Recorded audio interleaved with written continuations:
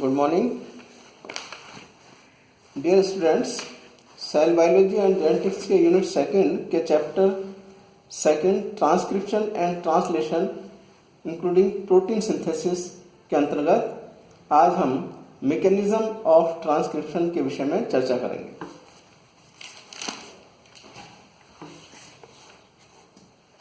Protein synthesis को दो भागों में विभक्त किया जा सकता है, transcription and translation process.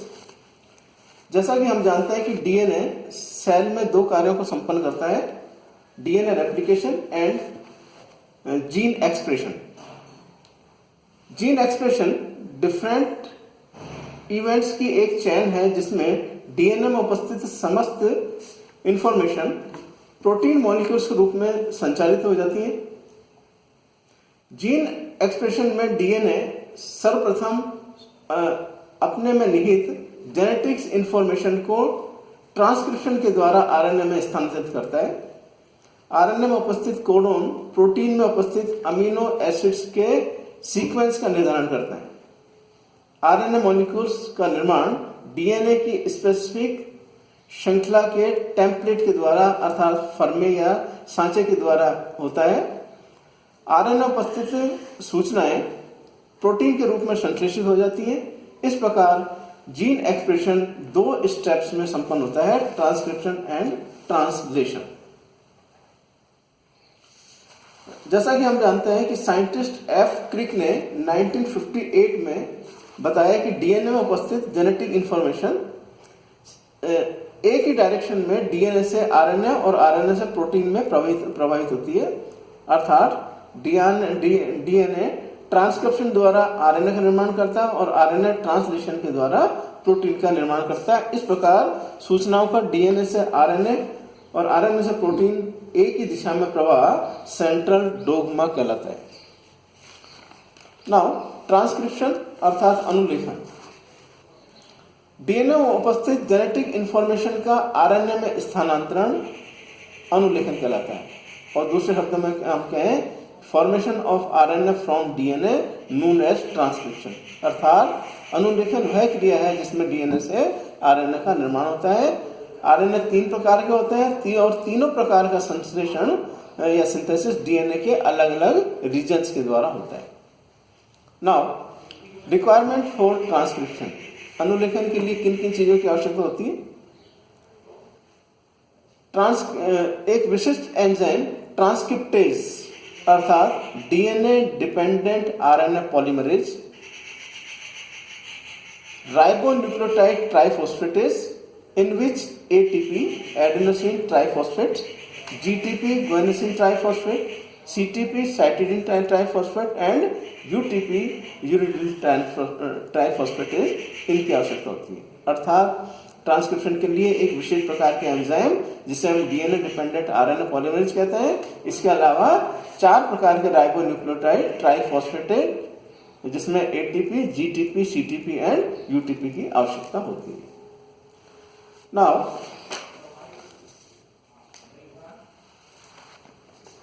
types of transcription। जैसा कि हम जानते हैं कि प्रोकैरियोट्स एंड यूकैरियोट्स अर्थात prokaryotes blue green algae, PPLO, bacteria and viruses आदि में ट्रांसक्रिप्शन होता है, और इसी प्रकार except blue green algae all types of algae, fungi, pteridophytes, bryophytes आदि में भी अनुलेखन होता है। तो इस प्रकार हम अनुलेखन को दो भागों में अध्ययन कर सकते हैं, transcription in prokaryotes and transcription in eukaryotes. First, prokaryotes में अनुलेखन अर्थात transcription in prokaryotes. Transcription process specific promoter site से प्रारंभ होता है। डबल स्ट्रैंडेड डीएनए का केवल एक स्ट्रैंड अनुलेखन में या ट्रांसक्रिप्शन में भाग लेता है। For example, shies into 174 virus में डीएनए का केवल एक ही स्ट्रैंड ट्रांसक्रिप्शन द्वारा आरएनए का निर्माण करता है। दूसरी ओर T4 फेज में वेक्टर फेज T4 फेज में डीएनए के दोनों स्ट्रैंड इस ट्रांसक्रिप्शन में भाग लेते हैं। इस प्रकार प्रोकैरियोट्स में ट्रांसक्रिप्शन सिंगल स्ट्रैंडेड और डबल स्ट्रैंडेड द्वारा भी आरएनए का निर्माण किया जा सकता है। इनमें एक सूत्र टेम्पलेट का कार्य करता है। डीएनए का वह स्ट्रैंड टेम्पलेट का कार्य करता है जिसे सेंस स्ट्रैंड और शेष भाग को एंटी सेंस स्ट्रैंड के नाम से जाना जाता है। ट्रांसक्रिप्शन प्रोसेस 3 स्टेप्स में पूर्ण होती है। चैन इलोंगेशन अर्थात श्रृंखला प्रारंभ, चैन इलोंगेशन अर्थात श्रृंखला दीर्घीकरण एवं चैन टर्मिनेशन अर्थात श्रृंखला समाप्ति। नाउ फर्स्ट स्टेप श्रृंखला प्रारंभ या चैन इनिशिएशन। ट्रांसक्रिप्शन के लिए मैग्नीशियम आयन या मैंगनीज आयन, आरएनए पॉलीमरेज और डीएनए टेम्पलेट की आवश्यकता होती है। आरएनए पॉलीमरेज प्रोमोटर साइट की पहचान और इसके साथ बाइंडिंग में महत्वपूर्ण भूमिका अदा करता है। बाइंडिंग से पहले sigma factor beta subunit site पर क्रूड एंजाइम के साथ इंटरेक्शन करता है और होलो एंजाइम डीएनए के केवल एक स्ट्रैंड का अनुलेखन या ट्रांसक्रिप्शन करता है। होलो एंजाइम का सिग्मा फैक्टर डीएनए के प्रोमोटर साइट की पहचान में सहायक होता है। चैन इनिशिएशन में कंप्लीट डीएनए नहीं खुलता बल्कि 6 to 10 बेस पेयर खुलते हैं और आरएनए पॉलीमरेज उपयुक्त प्रोमोटर स्ट्रैंड का साइट का चयन करता है। सिग्मा फैक्टर डीएनए डुप्लेक्स को खोलने में सहायक होता है। आरएनए सिंथेसिस 5th एंड से प्रारंभ होता है जहां पर एटीपी या जीटीपी प्रोमोटर साइट पर पॉलीमरेज एंजाइम के साथ बंधित होती है। जो ही ट्रांसक्रिप्शन समाप्त होता है दूसरा पॉलीमरेज एंजाइम इसी प्रोमोटर साइट के साथ बंध जाता है या जुड़ जाता है। नाउ चैन इनिशिएशन के पश्चात सेकंड स्टेप है चैन इलोंगेशन या श्रृंखला का दीर्घीकरण। जब ट्रांसक्रिप्शन द्वारा 8 to 9 न्यूक्लियोटाइड लंबाई का मैसेंजर आरएनए सिंथेसिस होता है तो सिग्मा फैक्टर फ्री हो जाता है या स्वतंत्र हो जाता है। इसके पश्चात 30 to 60 न्यूक्लियोटाइड पर सेकेंड की रेट से ट्रांसक्रिप्शन द्वारा मैसेंजर आरएनए का निर्माण होता है। चैन इलोंगेशन प्रोसेस 4 स्टेप्स में कंप्लीट होती है। Nucleotide triphosphate binding, new nucleotide and newly formed RNA chain के 3rd हाइड्रोक्सिल एंड के मध्य बॉन्ड का निर्माण, रिलीज ऑफ पायरोफॉस्फेट अर्थात पायरोफॉस्फेट का निर्मुक्त होना, डीएनए टेम्पलेट सहित पॉलीमरेज का ट्रांसलोकेशन। इन 4 स्टेप्स के द्वारा चैन इलोंगेशन समाप्त होता है। इस प्रकार यह process continuously 5th to 3rd direction में चलता रहता है। जो जो ट्रांसक्रिप्शन होता रहता है खुला हुआ डीएनए पुनः बंधित होता जाता है और तीसरे एंड की ओर खुलता जाता है। डीएनए टेम्पलेट पर आरएनए का संश्लेषण या सिंथेसिस कंटिन्यूअस नहीं होता बल्कि बीच बीच में ग्वानिन और साइटोसिन की बहुलता एक्सेस के कारण विश्रांति या पोष अवस्थाएं पाई जाती है जिसके कारण अनुलेखन या ट्रांसक्रिप्शन अवरुद्ध हो जाता है।